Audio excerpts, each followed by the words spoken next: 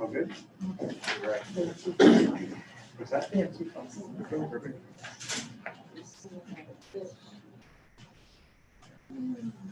All right, good evening, everybody. We'll start with public comment. Stacy, you're up first. Okay.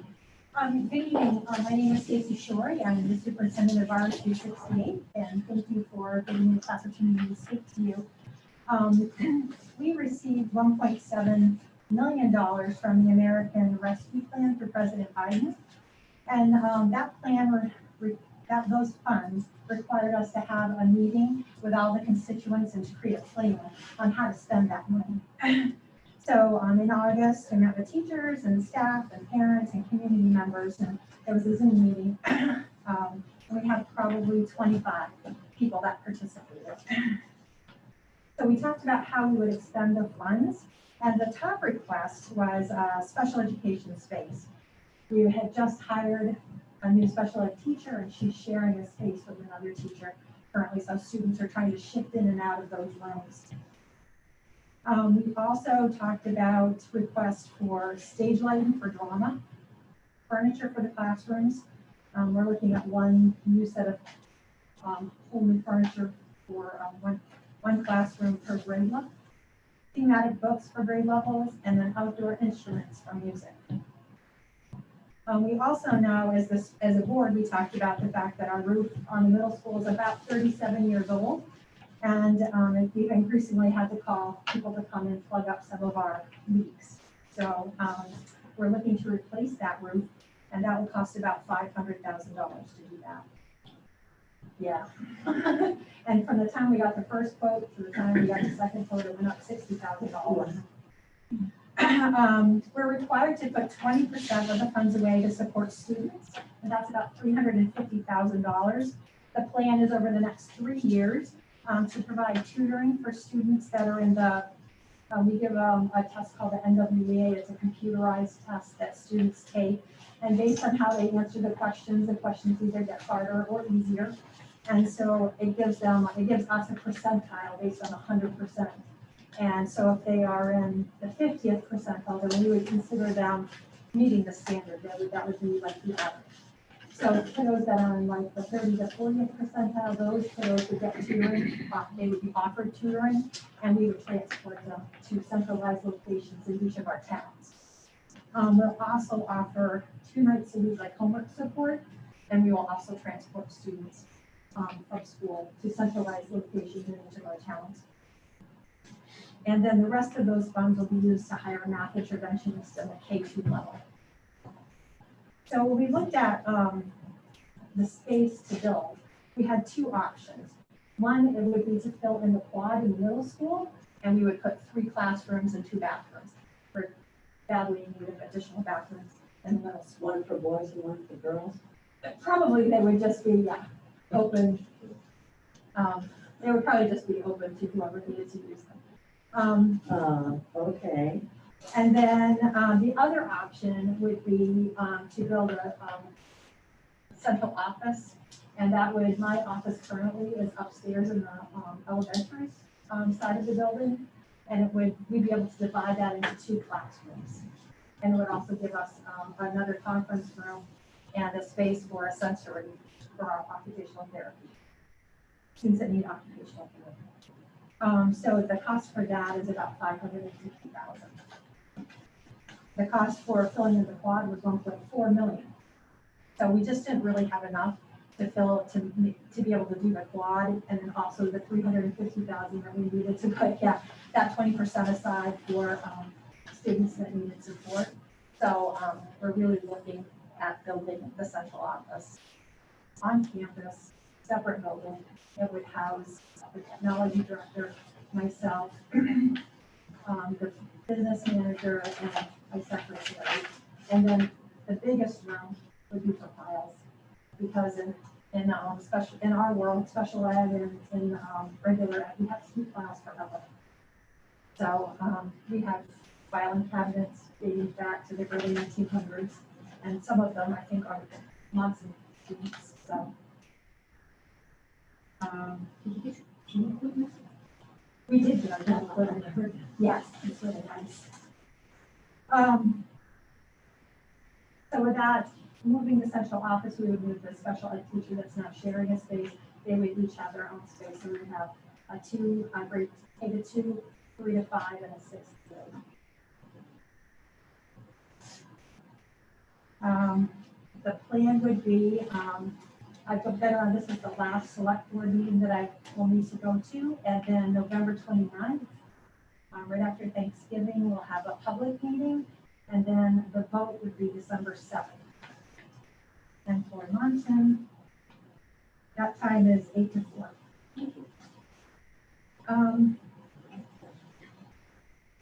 So with this money, we did have the funds to be able to do a bunch of the enrichment things. So we are looking at putting stage lighting in for our drama, for our plays. We do elementary and middle school plays. So that would go in the cafeteria. And we are also looking at the outdoor instruments. We have we're in the process of planting a garden. If you're familiar with campus, if you are at the elementary playground and look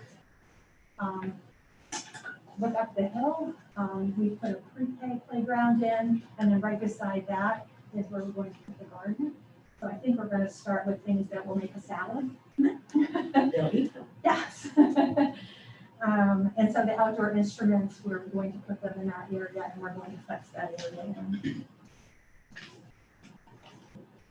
So if all goes to plan, we would go out to bid in February, and hopefully have a contractor in place so that we break ground in the spring and have the building.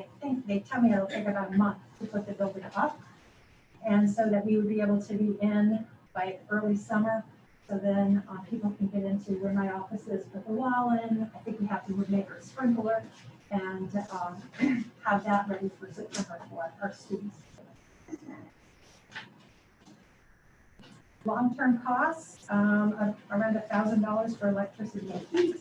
We're planning to use some of the solar power from the field house, which should save us about 15%, which for us would be about $15,000. Yeah, $15,000 a year. At the same time, we go up to bid on the roof, so we do the roof in the spring as well for the middle school. Sorry, I do have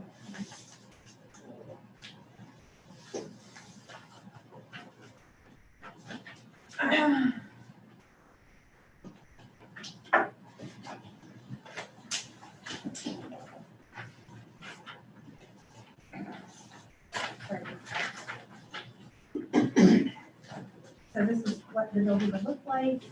On the back page, you can see kind of the layout of the building. You can see the file room is pretty big.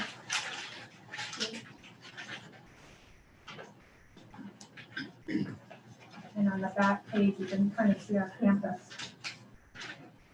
and where the building will be located.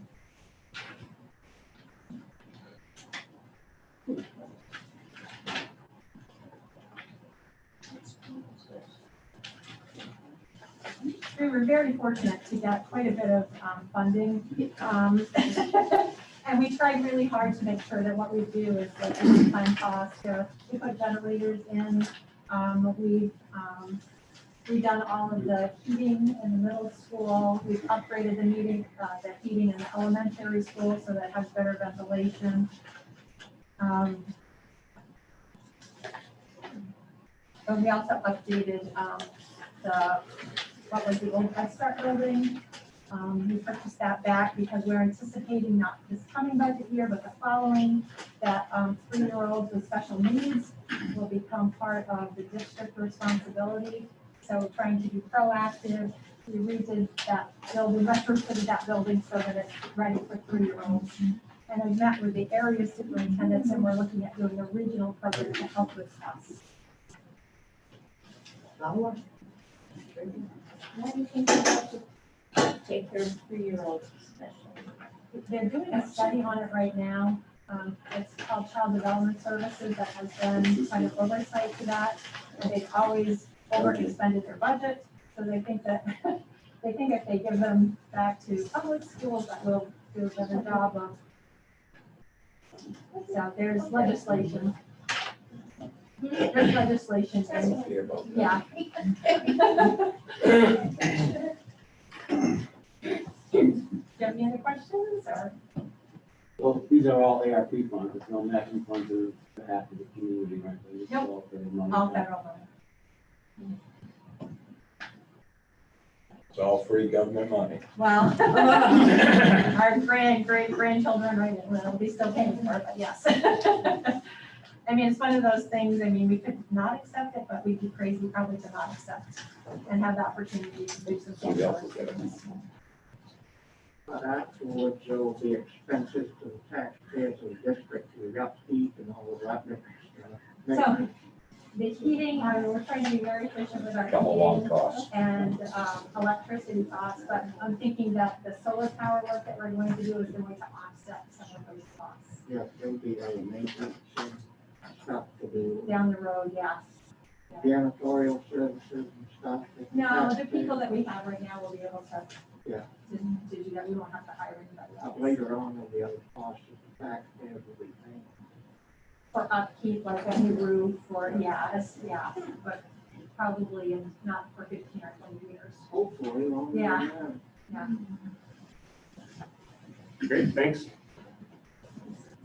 Sorry, I should have mentioned this at the top of the meeting, but for those who aren't wearing masks, please grab one over here in the box next to the maps.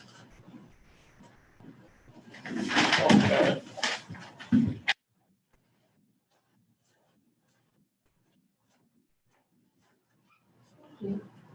Hey, cameraman, what's going on too? Yeah.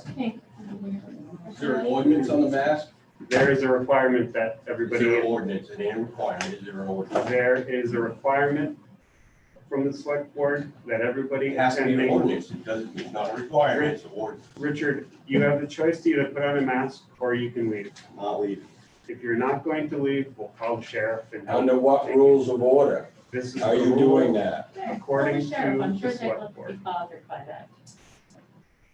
We are participating on Zoom, so folks who do not want to be here can participate via Zoom as well. Do you have people on Zoom? Yep. Should, you know who they are? They have names yet? Jim Peters, and I don't know the other, it's Tim's iPad. I don't know if they want to introduce themselves. No, we don't need to do instructions. But the fact of the matter is, masks are required at the meeting. So if people aren't interested in putting on masks, you can leave and attend on Zoom, or we can call the sheriff's department, or we could just adjourn the meeting. and By come back what another rules of time. order? The select board has the authority to make such rules. Really? Where is that written? Gentlemen, I'm not interested in arguing with you. There are 2 people, 3 people here without masks. We have the option of adjourning the meeting, or you could just put on the masks. Call the sheriff. I make a motion that we adjourn the I didn't know meeting. he was enforcing it. Wait a minute, you just gave a choice. What makes you decide everything and Mr. you Whitman, totally ignore the people in this room? this is not. Yes, it your turn to is. speak. I'm sorry, it's not. What are the rules of order that the meeting is conducted by? This is not your time to speak. The rules of the meeting, as, Where do the rules come from? I'm not interested in arguing with you. Well, somebody has to have rules. Wait a minute, is this the correct procedure? Ed Hoover, To the chair because. Okay. Ed Hoover used to be a selectman and he'll tell you Robert's Rules of Orders is what the town runs by. The requirement of this meeting is that everybody wear masks if you wish to attend in person.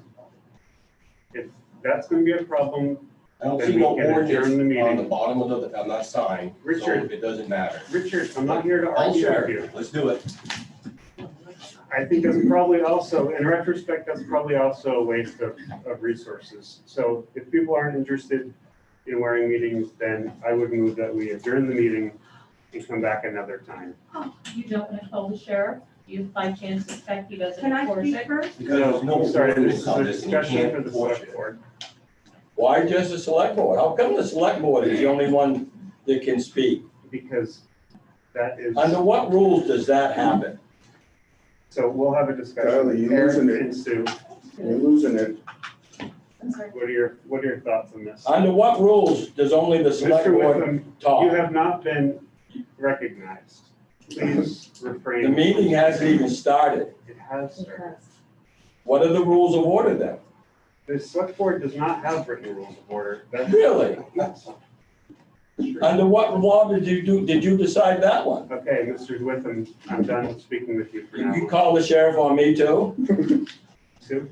Well, the select board is, one of our responsibilities is public safety. And I can tell you that my husband is a nurse at the local hospital. We have the highest hospitalization rate for COVID in the state right now. And I am very concerned about protecting public health. If you're that concerned, you need an ordinance. There is no ordinance. The meeting is for select board to conduct our business. And there's no requirement that we allow for public comment according to the statute. Oh, you don't even have to Mr. allow Witham, public you- comment? That's Mr. what the Witham, you have not been paper recognized. Sue, please continue. I think that's all I want to say. Public comment? Yeah, the only comment I had is, has it been now about a month and a half, our town manager came down with COVID, and of course, we were all exposed to it. We were all wearing masks, and whether or not that helped us, that may not be anything, but it happened in a meeting, it happened in a selectmen's meeting. And then secondly, I have two relatives right now that have COVID, and I don't need to go any further than that. But it's around, and if anything that we can do to kind of protect ourselves, hopefully it helps us. But those are the only 2 points I have. Point of order, but I'm sorry, miss, this is not a I just wanted to discussion. know if we could let them stay and continue the meeting. I'm sorry? I just wanted to know if we could vote to let them stay. That's not how these meetings work. I just didn't know if we could make that, you know. I'd like some business, but. Well, when do you want to reschedule the meeting? That's not for discussion right No, now. you gotta be Fact kidding of the me. matter is, we have a decision to make here. Well, let's go by with the rules of order then. Mr. Witham, you have not been recognized. Well, nobody has, it's public comment. It's And I am public. Recognize him. Yes, recognize him. as the chair of this meeting, I would like to be recognized. you have not been recognized. You did call public comment to order. So, Eric, Sue, I'm of the opinion that we should adjourn the meeting. I agree. The select board has voted unanimously to adjourn the meeting. Thank you for attending, everybody. Have a nice evening. Get back.